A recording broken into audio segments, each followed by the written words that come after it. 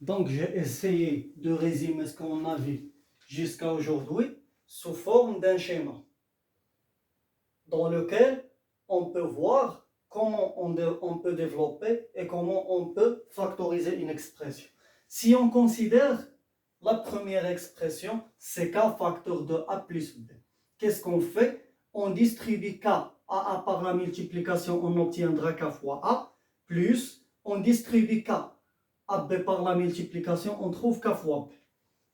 Si on travaille dans ce sens-là, on dit qu'on a développé l'expression.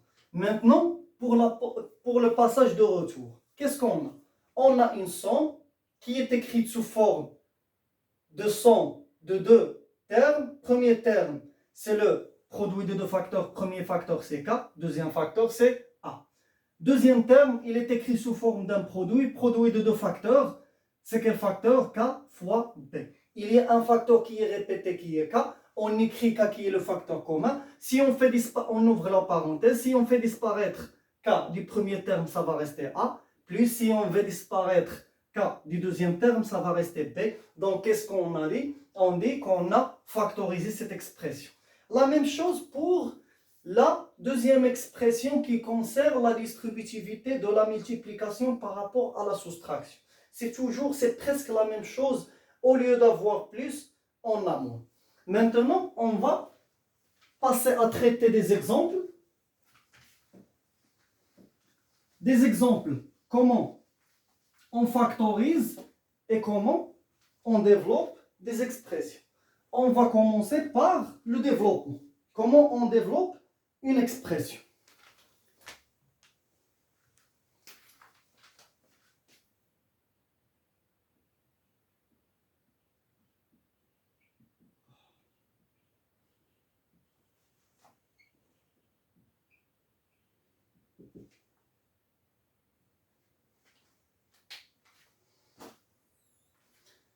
On va considérer un premier exemple qui sera un exemple très simple de facteur de x plus 7.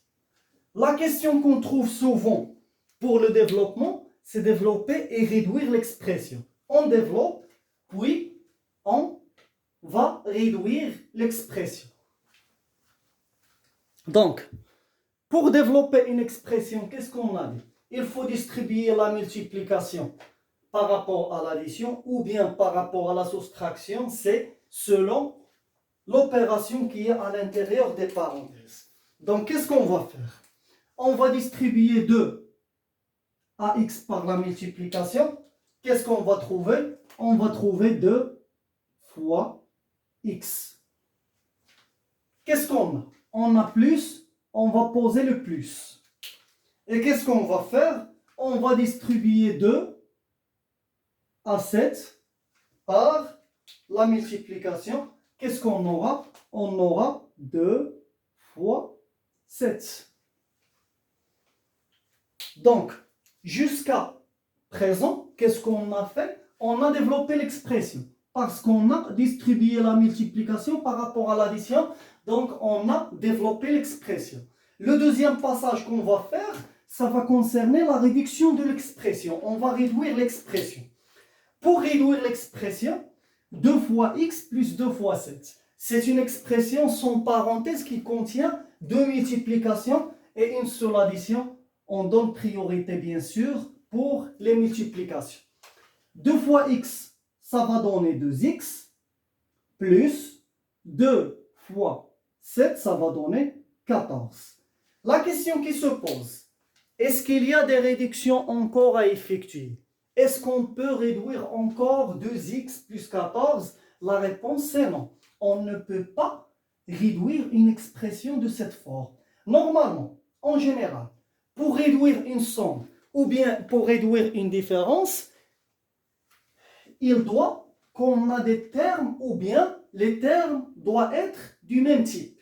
Et si on parle du même type, il faut avoir la même lettre avec le même exposant. Par exemple, si on considère, par exemple, cette expression 2x plus 3x à la puissance 2. La question qui se pose, est-ce qu'on peut réduire cette expression? La réponse est non. Pourquoi? Si on considère les deux termes, le type de l'inconnu, on a x, et dans le deuxième terme, on a x au carré. X et x au carré ne représentent pas le même type, parce que même si on a la même lettre, mais le problème, on n'a pas le même exposant. Concernant ce premier x, on n'a pas d'exposant, c'est-à-dire on a l'exposant 1. X au carré, on a l'exposant 2. Donc, pour simplifier, ou bien pour réduire une somme, ou bien une différence, il faut qu'on ait des termes du même type. C'est-à-dire, si on a des inconnus, il faut avoir la même lettre avec le même exposant. Dans ce cas-là, on peut réduire la somme ou bien la différence. Sauf ce cas-là, on ne peut pas simplifier une somme ou bien une différence. Si on a des lettres qui sont différentes, si on a un nombre inconnu avec un nombre connu, et si on a même la même lettre avec des exposants qui sont différents, on ne peut pas réduire ni la somme ni la différence. Parce que beaucoup d'élèves qui mettent 2x plus 14 est égal à 16x. Ça, c'est faux. 2x et 14 ne sont pas du même type parce que 2x, c'est un nombre inconnu et 14, c'est un nombre connu. On va passer à un deuxième exemple. On va dire, par exemple, 3x facteur de 2x moins 1. Ici, qu'est-ce qu'on va faire? On va distribuer la multiplication par rapport à la soustraction. Donc, qu'est-ce qu'on aura? On va distribuer 3x à 2x par la multiplication. On aura 3x fois 2x. On a moins, on va poser le moins. Après, on va distribuer le 3x à 1 par la multiplication. Ça va donner 3x fois 1. Donc, jusqu'à présent, qu'est-ce qu'on a fait? On a distribué la multiplication par rapport à la soustraction. Donc, on a développé l'expression. Donc, on a terminé le développement. On va passer à la réduction de l'expression. Pour réduire une expression de ce type, c'est-à-dire qui contient, sans parenthèse, qui contient deux multiplications et une seule soustraction, bien sûr, on donne priorité aux multiplications. Pour les multiplications, ce n'est pas la même chose pour l'addition. Pour les multiplications, on peut réduire toutes les expressions qu'on a. Qu'est-ce qu'on fait? On multiplie les nombres connus avec eux et les nombres inconnus avec eux. Donc, qu'est-ce qu'on a? 3 fois 2, c'est 6. X fois x, ça va donner x au carré. Moins 3 fois 1, c'est 3. X, ça va rester x. Donc, qu'est-ce qu'on a? On a 6x à la puissance 2 moins 3x. Est-ce qu'on peut réduire cette expression? La réponse est non. Pourquoi? Parce que x au carré et x ne sont pas du même type. Même si on a la même lettre qui est x, mais le problème c'est qu'on a des exposants qui sont différents. Là, on a l'exposant 2, là, on a l'exposant 1, donc on ne peut pas réduire la différence. On va passer à un troisième exemple.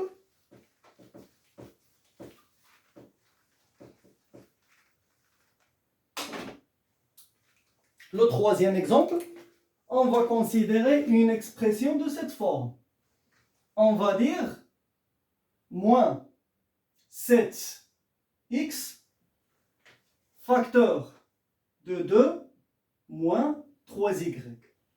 Et concernant ce type d'expression, c'est-à-dire si on a le nombre qui est multiplié par la somme ou bien par la différence contient un moins, il faut faire attention avec les signes. Pour la distributivité, c'est toujours la même chose. On distribue moins 7x à 2, puis on distribue moins 7x à 3y, mais cette fois, on va déterminer le signe de produit avant de faire la distribution. C'est-à-dire, on distribue moins 7x à 2. Moins 7x, il est précédé par moins 2, il est précédé par rien, c'est-à-dire il est précédé par plus. En multiplication, moins avec plus, ça donne moins. Donc, on aura moins 7x fois 2. Maintenant, on va distribuer moins 7x à 3y. Moins 7x précédé par moins, 3y précédé par moins avec moins, ça va donner en multiplication plus. Donc, on aura 7x fois 3y. Donc, si on a le nombre qui est multiplié par la somme ou bien par la différence contient un signe moins, on utilise cette méthode. Qu'est-ce qu'on fait? On utilise la distribution, mais on détermine le signe du produit avant de distribuer les éléments. Maintenant, on a terminé le développement, on va passer à la réduction de l'expression. Moins 7 fois 2, c'est moins 14, et ça va rester le x. Plus 7 fois 3, c'est 21. X fois y, on écrit tout simplement x, y. Donc, moins 14, x, plus 21, x, y. Est-ce qu'on peut réduire? Bien sûr, non. Pourquoi? Parce qu'on a des inconnus de type différent. On a la x et on a la xy. Donc, on a des lettres qui sont différentes. Ce qui montre qu'on ne peut pas réduire cette expression. Après, on passe à un autre exemple. L'expression D. On va prendre par exemple moins 8 facteur de moins 2x moins 4y. Donc on a la même chose. Le nombre qui est multiplié par les différences contient un signe moins. Donc, toujours, on utilise la distributivité de la multiplication par rapport à la soustraction et on détermine tout d'abord le signe. Si on distribue moins 8 à moins 2x, moins 8 précédé par moins, 2x précédé par moins, moins avec moins, dans la multiplication, ça donne plus, et plus en début, on ne l'écrit pas. Donc ça va donner tout simplement 8 fois 2x. Il est bien sûr précédé par plus, et plus au début de l'expression, on ne l'écrit pas. Maintenant, on va distribuer moins 8 à 4y. Moins 8 précédé par moins, 4y précédé par moins avec moins, ça donne plus. Donc 8 plus 8 fois 4y. Maintenant, on a terminé le développement, on va passer à la réduction. Donc, qu'est-ce qu'on aura? 8 fois 2x, 8 fois 2, c'est 16. Ça va rester 16x. Plus 8 fois 4, c'est 32. Et ça va rester le y. Donc, ça va rester 16x plus 32y. Est-ce qu'on peut réduire? Bien sûr, non. Pourquoi? Parce qu'on a des lettres qui sont différentes. Et on a l'addition. Donc, on ne peut pas réduire. Là, ce sont des exemples qui concernent le développement. Maintenant, si on veut avoir comment on peut factoriser une expression,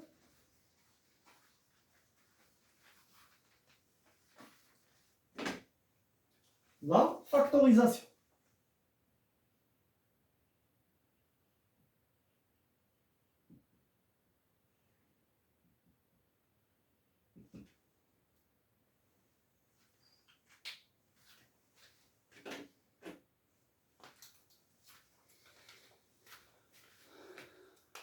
On va considérer un exemple. Par exemple, E est égal. Factoriser une expression, c'est écrire une somme ou bien une différence sous forme d'un produit en cherchant le facteur commun. Si on considère cette expression, par exemple, 7a plus 7b,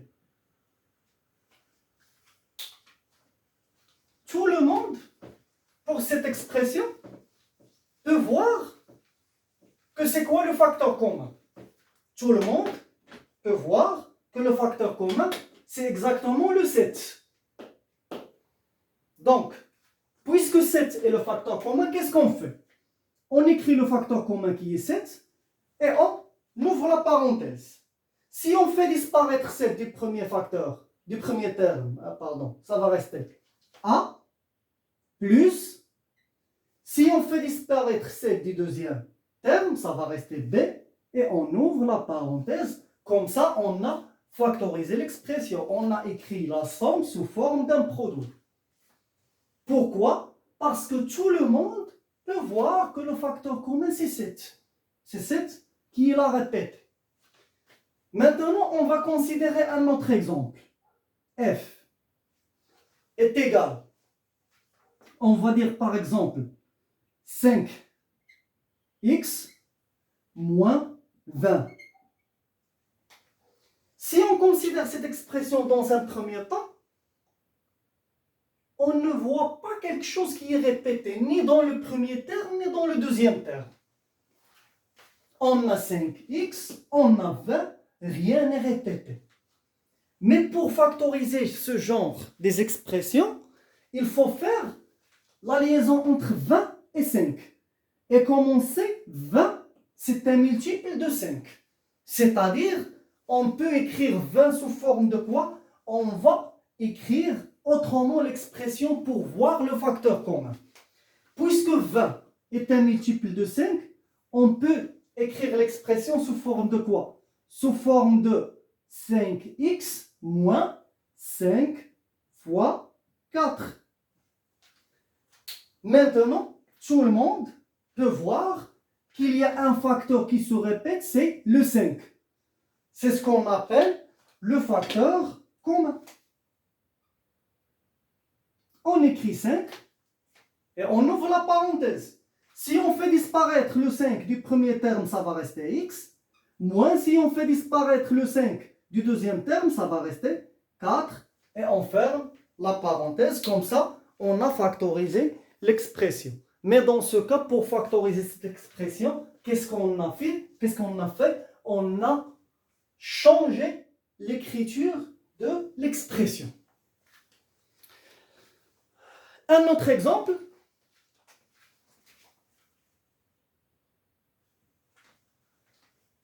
On va dire par exemple 12xy moins 8x à la puissance 2. Si on voit bien l'expression, on peut voir qu'il y a un facteur qui se répète, c'est quoi? C'est le x. Mais pour bien avoir ce facteur qui est répété, on va décomposer le x à la puissance 2. Et on va l'écrire sous forme de x fois x. Et on n'arrête pas ici. Qu'est-ce qu'on fait? On cherche le plus grand diviseur commun entre 12 et 8. Le plus grand diviseur commun entre 12 et 8, c'est 4. Donc on écrit 12 sous forme de 4 fois quelque chose. Et on va écrire le 8 sous forme de 4 fois quelque chose. Et qu'est-ce qu'on va faire? On va décomposer le x à la puissance 2 et on va l'écrire sous forme de x fois x. Donc qu'est-ce qu'on a?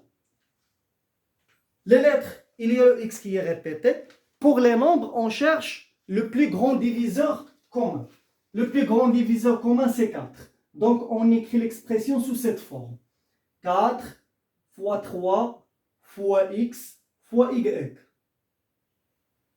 Moins, on a dit qu'il faut écrire le 8 sous forme de 4 fois quelque chose. Donc 4 fois 2 fois x fois x. Et maintenant, on va chercher le facteur commun. Qu'est-ce qu'on a? On a ce 4 répété avec ce 4-là. Le 3 n'est pas répété dans le deuxième terme. On a ce x répété avec ce x-là. Et le y n'est pas répété dans le deuxième terme. Donc, c'est quoi le facteur commun? Le facteur commun, c'est 4 fois x. Et 4 fois x, c'est 4x. Et on ouvre la parenthèse. Si on fait disparaître le 4 avec le x, ça va rester 3y. Moins, si on fait disparaître le 4 avec le x, ça va rester tout simplement 2x. Donc la factorisation de l'expression g, c'est 4x facteur de 3y moins 2x. On va passer à un dernier exemple pour fermer cette partie de la distributivité de la multiplication par rapport à l'addition et la soustraction. On va traiter un dernier exemple. H est égal, on va dire 15 x à la puissance 3 plus 12 x au carré. On peut voir qu'il y a la lettre x qui se répète dans x à la puissance 3 et dans x à la puissance 2. Pour cela, on va décomposer le x à la puissance 3 et on va décomposer le x à la puissance 2. Et concernant le 15 et le 12, on va chercher le plus grand diviseur commun entre 15 et 12. Et si on cherche le plus grand diviseur commun entre 15 et 12, on va trouver 3. Donc on va écrire 15 sous forme de 3 fois quelque chose. On va écrire 12 sous forme de 3 fois quelque chose. Et on va décomposer le x au cube et le x carré. Donc qu'est-ce qu'on aura? 15 c'est quoi? C'est 3 fois 5 fois x fois x fois x. Plus le 12, on va l'écrire sous forme de 3 fois 4 fois, et on va décomposer le x carré fois x fois x. Donc qu'est-ce qu'on a? On a ce 3 répété avec ce 3 là. Le 5 n'est pas répété dans le deuxième terme. Et qu'est-ce qu'on a? Ce premier x est répété avec ce premier x là. Ce deuxième x est répété avec ce deuxième x là. Et ce troisième x, il n'y a pas un troisième x dans le deuxième terme qui est répété avec lui. Donc le facteur commun c'est quoi? C'est 3 fois x, c'est 3x au carré. Facteur. Si on fait disparaître 3 avec x, ça va rester 5x. Si on fait disparaître 3 avec x, ça va rester 4. Et comme ceci, on a factorisé l'expression h. Donc, pour développer une expression, on utilise le fait que la multiplication est distributive par rapport à l'addition et à la soustraction. Et pour développer une expression, il faut toujours chercher le facteur commun. Et pour chercher le facteur commun, on a besoin de reformuler l'expression. C'est-à-dire, les nombres connus, il faut chercher le facteur commun et on écrit ces nombres sous forme de plus grand diviseur commun fois quelque chose. Et si on a des lettres qui sont répétées, il faut tout d'abord qu'on décompose si on a un x carré, si on a un x au cube, pour bien avoir les éléments qui sont répétés.